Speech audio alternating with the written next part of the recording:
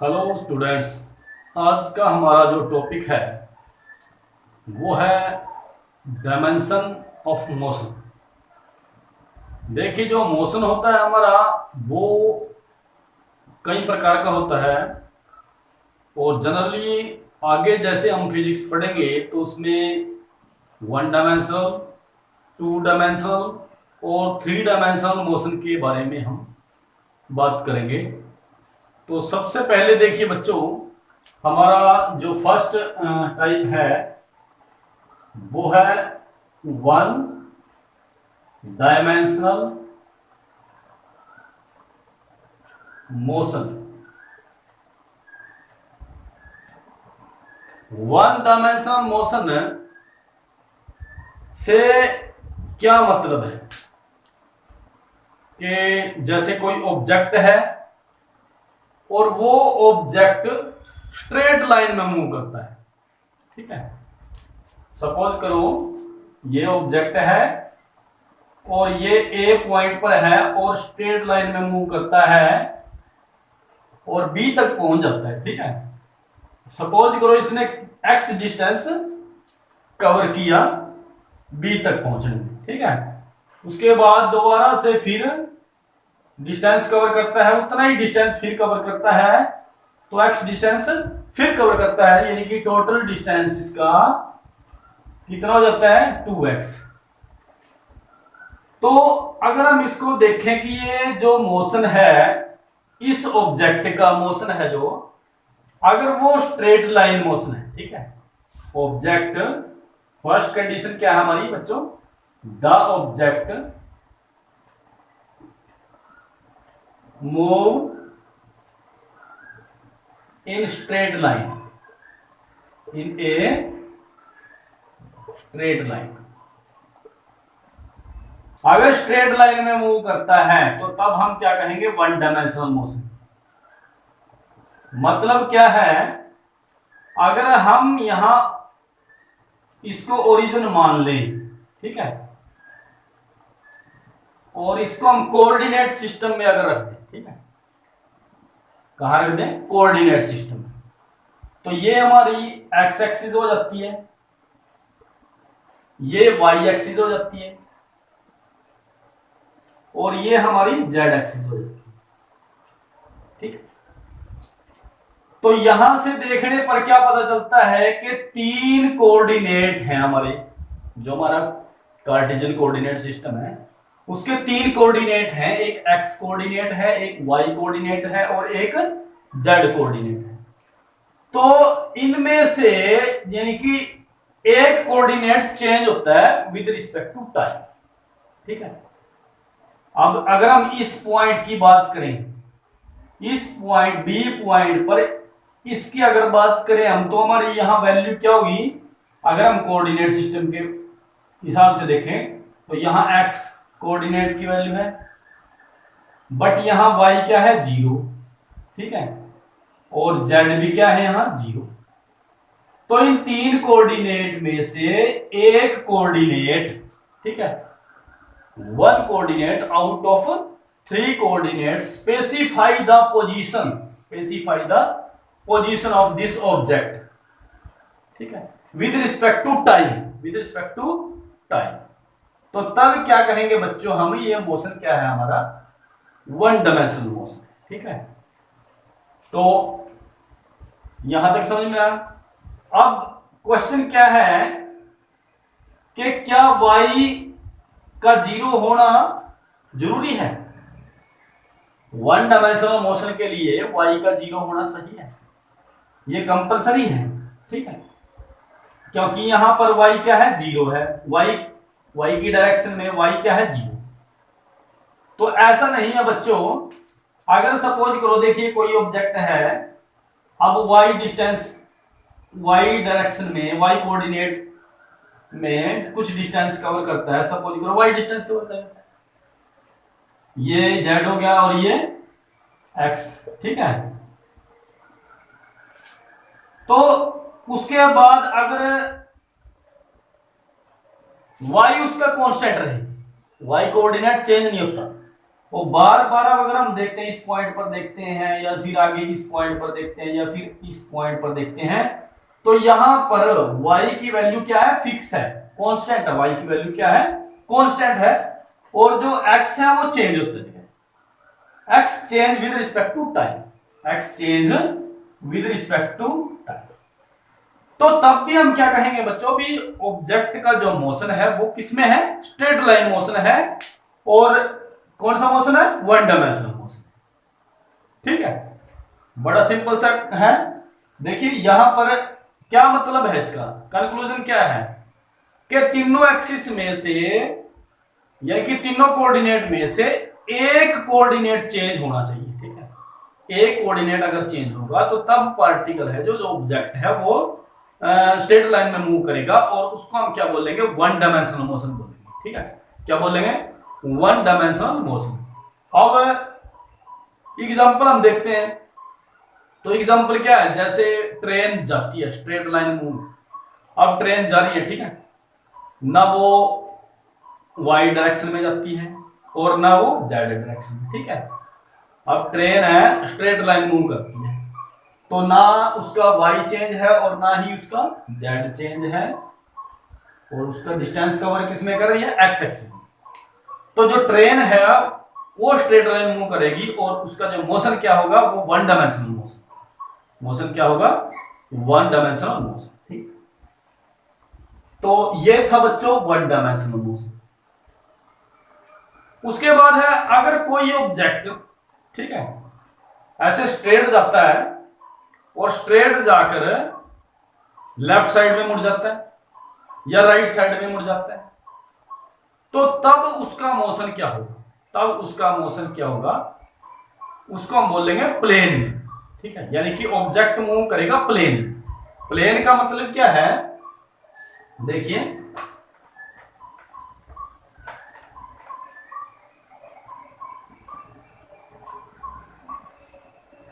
Second हमारा है two dimensional, two dimensional motion. तो देखिए कोई ऑब्जेक्ट है, हम तीनों एक्सिस को, तीन कोऑर्डिनेट को हम दर्शा देते हैं, एक्स वाई और जेड। अब ये ऑब्जेक्ट है बच्चों, यहां से स्टार्ट किया इसने चलना और पी पॉइंट तक आया, ये इसने डिस्टेंस कवर कितना किया, एक्स। जो एक्स डिस्टेंस इसने कवर किया वो एक्स एक्सिस में किया। ठीक है, ये स्ट्रेट लाइन मोशन है, वन डायमेंशनल है। फिर क्या किया उसने, वो स्ट्रेट लाइन जाके मुड़ गया, लेफ्ट में मुड़ गया या राइट में मुड़ गया। ठीक है, तो तब उसने, अब ये कौन सी, यहां कौन सा कोऑर्डिनेट चेंज था, एक्स, और यहां पर चेंज कौन सा हो गया, वाई। ठीक है, तो इस पोजीशन पर, इस पॉइंट पर अगर हम ऑब्जर्वर यहां से देखें, तो यहां उसके कोऑर्डिनेट क्या होंगे, यहां एक्स और वाई होगा। तो बच्चों ये एक्स वाई, इसका मतलब क्या है, जो ऑब्जेक्ट है, the object move in a plane, move in a plane. ठीक है, सेकंड क्या है कि टू कोऑर्डिनेट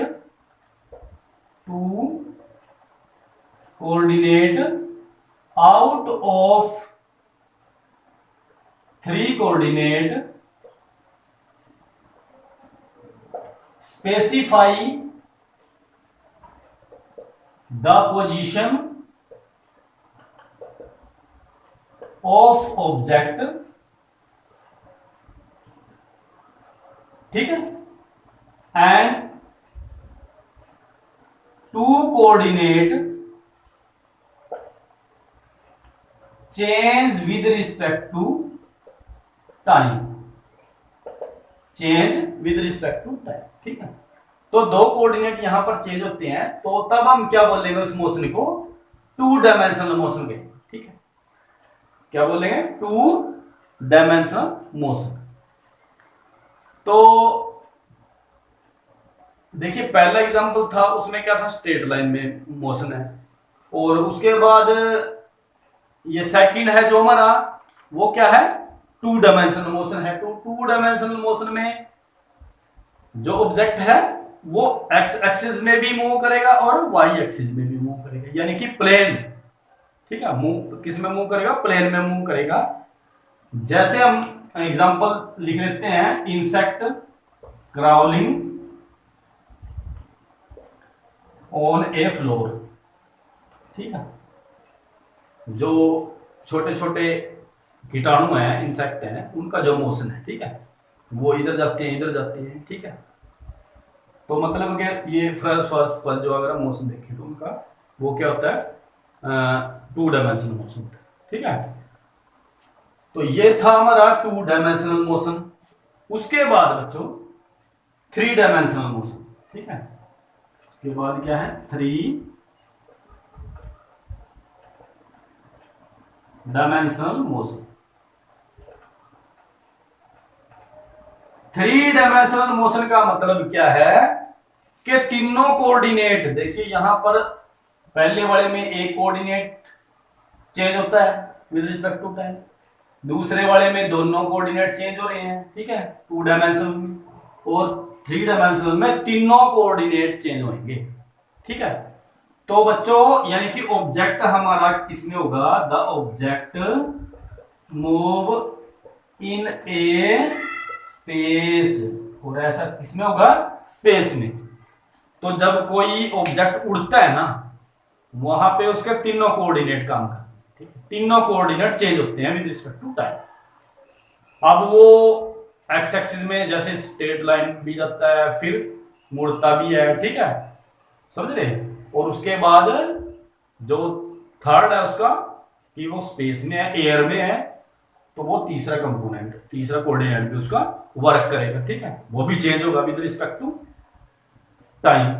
तो अब कोई ऑब्जेक्ट है जैसे एयर में है, स्पेस में, जैसे पतंग को अगर हम देखते हैं, पतंग उड़ रहा है, ठीक है, तो पतंग को देखते हैं तो उसकी पोजीशन को देखना, उसके मोशन को हम क्या बोलेंगे, थ्री डायमेंशनल मोशन बोलेंगे, ठीक है, क्या बोलेंगे, थ्री डायमेंशन। तो तीनों कोऑर्डिनेट वहां काम करेंगे, यानी कि एक्स भी और वाई भी और जेड, तो तीनों वैल्यू हमारे पास वहां पर होंगी, ठीक है, तीनों। जैसे एरोप्लेन का अगर मोशन देखें, तो एरोप्लेन का जो मोशन है वो क्या है, वो भी थ्री डायमेंशनल मोशन है, ठीक है।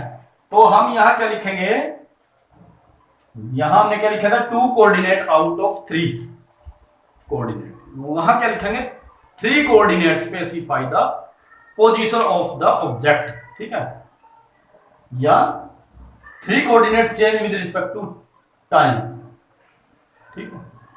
तो तब वो जो मोशन होगा वो मोशन कौन सा होगा, थ्री डायमेंशनल मोशन। कौन सा मोशन होगा, थ्री डायमेंशनल मोशन। तो इस प्रकार के हम मोशन है आगे, ठीक है। तो जब नेक्स्ट आगे फिजिक्स पढ़ेंगे तो इस तरह के मोशन हमारे पास आएंगे, ठीक है। उसके बाद है बच्चों नेक्स्ट जो हमारा टॉपिक है वो क्या है कि जितनी भी हमने फिजिकल क्वांटिटी अब तक पढ़ ली है, ठीक है, और नेक्स्ट आगे भी हम स्टडी करेंगे जितनी भी फिजिकल क्वांटिटी। तो कई फिजिकल क्वांटिटी की अगर इंफॉर्मेशन देनी हो किसी को, जैसे हम मान लेते हैं कि किसी को वेट बताना है, तो कुछ सामान खरीदने के लिए गए तो उसको पूछेगा कि इसका वेट कितना है, वो बोल देगा 50 किलोग्राम वेट। और 50 किलोग्राम वेट है तो उसके लिए इतनी इंफॉर्मेशन सही है। अगर वो किसी दूसरे को भी बताएगा तो कितना सामान लेके आया, तो 50 किलोग्राम वेट, ठीक है, सफिशिएंट मतलब इंफॉर्मेशन।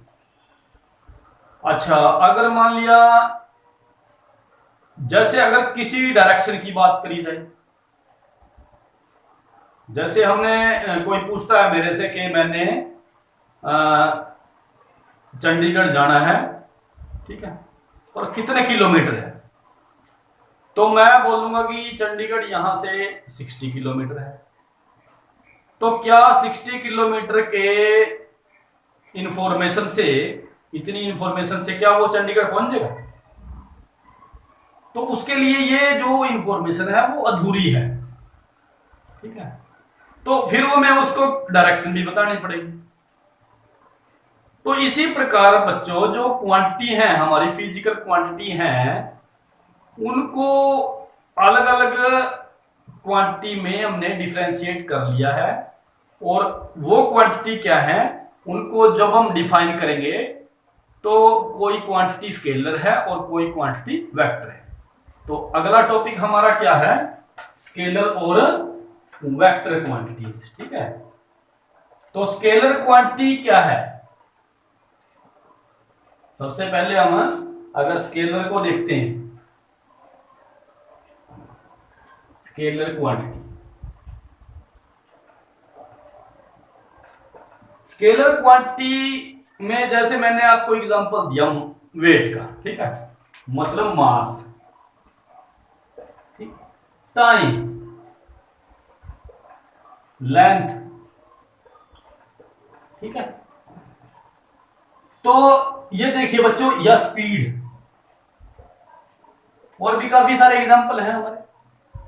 तो अगर मैं मास को देखता हूं, मास है किसी का, मास वेट है, तो अगर मैं वेट देखता हूं तो वेट जैसे किसी का 50 किलोग्राम वेट है, ठीक है, 50 किलोग्राम वेट है, तो उसकी या मैं इस डायरेक्शन से नोट करता हूं या किसी भी डायरेक्शन से नोट करता हूं, या मतलब कि जैसे मैंने यहां से नोट किया, कोई ऑब्जेक्ट है, देखिए यहां ए पर कोई ऑब्जेक्ट है और यहां पर उसका वेट कितना है, 50 किलोग्राम है। फिर यहां अगर हम यहां देखें तो यहां भी उसका वेट कितना है, 50 किलोग्राम है। तो वेट के लिए, मास के लिए इतनी इंफॉर्मेशन, ठीक है, सफिशिएंट है, तो हमें पता लग जाएगा इसका वेट इतना है। तो ये सिर्फ जो मास है वो किस पर डिपेंड करती है, ये क्या चीज है, इसको हम बोलते हैं मैग्नीट्यूड, ठीक है, क्या बोलते हैं, मैग्नीट्यूड।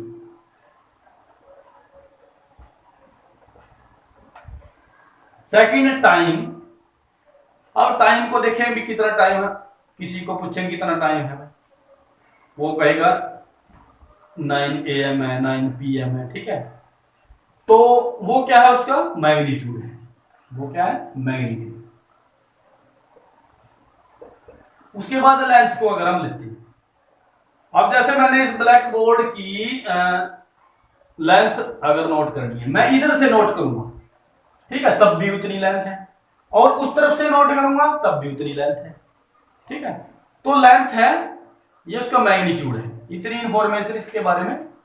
तो यहां भी हम क्या नोट कर रहे हैं, उसका मैग्नीट्यूड। उसके बाद स्पीड, स्पीड का फार्मूला क्या है बच्चों, डिस्टेंस ओवर टाइम। डिस्टेंस क्या है, लेंथ है, ठीक है, डिस्टेंस क्या है, लेंथ, कोई फिक्स डायरेक्शन नहीं है, ओनली मैग्नीट्यूड, टाइम का मैग्नीट्यूड है। तो स्पीड हमारी क्या है, वो स्केलर क्वांटिटी है। तो बच्चों डेफिनेशन क्या बनेगी, स्केलर क्वांटिटी क्या है, which have only those quantity, ठीक है, क्या लिखेंगे, those quantities which have only magnitude, which has only magnitude but no direction, but no direction, इनकी कोई डायरेक्शन नहीं, ठीक है। तो इनको हम क्या बोल देंगे, जिनका सिर्फ मैग्नीट्यूड से ही पता करने से ही हमें उसके बारे में पता लग जाता है, उसकी इंफॉर्मेशन मिल जाती है, ठीक है, जहां पर उसकी डायरेक्शन की जरूरत नहीं पड़ती, तो उन सभी फिजिकल क्वांटिटी को हम क्या बोल देंगे, स्केलर क्वांटिटी बोलेंगे, क्या बोलेंगे, स्केलर क्वांटिटी, ठीक है। सेकंड आती है बच्चों, कई क्वांटिटी ऐसी हैं कि जैसे डिस्प्लेसमेंट की अगर बात करें, ठीक है, डिस्प्लेसमेंट, डिस्प्लेसमेंट हम आगे करेंगे, ठीक है। तो देखिए अगर मैं यहां से ए से जाता हूं और बी तक जाता हूं, ठीक है, और ए से लेकर बी तक जाना है और मेरे पास काफी सारे ऑप्शन हैं, मैं इस तरफ से भी जा सकता हूं और मैं इस तरफ से भी जा सकता हूं, ठीक है। या जैसे ये वाया है ओ पॉइंट और ये पी पॉइंट है। ओ से भी जा रहे हैं हमें और पी से भी जा सकते हैं। तो यहां अगर हम देखें तो यहां मेरी फिक्स कोई डायरेक्शन नहीं है, फिक्स डायरेक्शन नहीं है। यहां देखें यहां भी कोई फिक्स डायरेक्शन नहीं है, पहले मैं इधर गया फिर इधर मुड़ गया। हो सकता है मतलब कि इसमें काफी सारे मोड़ भी हों, ठीक है, तो ये स्ट्रेट लाइन नहीं। तो बच्चों ये जो है इसको, ये तो हो गया डिस्टेंस, ये क्या हो गया डिस्टेंस, जो कि क्या था स्केलर क्वांटिटी। अब इसको देखिए, ये डिस्टेंस है हमारा, ये फिक्स डायरेक्शन है इसकी, क्या है फिक्स डायरेक्शन, और इसका मैग्नीट्यूड भी है कि यहां से लेकर यहां तक कितना हमने नोट किया, कितना डिस्टेंस उसने ट्रेवल किया, ठीक है, देखिए डिस्टेंस भी है। अब जब डिस्टेंस है और उसकी एक फिक्स डायरेक्शन भी है तो वो बच्चों क्या बन जाती है डिस्प्लेसमेंट, क्या बन जाती है डिस्प्लेसमेंट। तो डिस्प्लेसमेंट की डेफिनेशन भी हम देखिए यहीं से क्लियर कर लेते हैं। डिस्प्लेसमेंट क्या होता है कि shortest distance between two point, shortest distance between two point, initial and final, ये छोटे से छोटा डिस्टेंस है। तो और यहां इसकी डायरेक्शन भी है और मैग्नीट्यूड भी है, तो उन क्वांटिटी को बच्चों हम क्या बोलेंगे वेक्टर क्वांटिटी बोलेंगे, क्या बोलेंगे वेक्टर क्वांटिटी। तो हम यहां लिखेंगे vector quantity, those quantities which have both magnitude as well as direction, ठीक है, मैग्नीट्यूड भी हो और डायरेक्शन भी, तो उसको हम क्या बोलेंगे वेक्टर क्वांटिटी बोलेंगे, ठीक है। तो वेक्टर क्वांटिटी को बच्चों आगे जैसे फिजिक्स में हम करेंगे तो हमारे पास वेक्टर क्वांटिटी आएंगी, जैसे एक्सेलरेशन करेंगे, वेलोसिटी करेंगे, ठीक है। तो अब बात क्या आई कि एक स्केलर क्वांटिटी है और एक वेक्टर क्वांटिटी है। तो स्केलर को तो चलो हम दर्शा देते हैं, हम दर्शाते आए हैं, अब तक हमने 10th तक हमने पढ़ा है, ठीक है। तो वहां पर हमने कोई मतलब के कोई तरीका यूज नहीं किया और ना हमें डिफरेंशिएट किया किसी क्वांटिटी, पर जब जरूरत पड़ जाती है तो वेक्टर को हम कैसे शो करेंगे।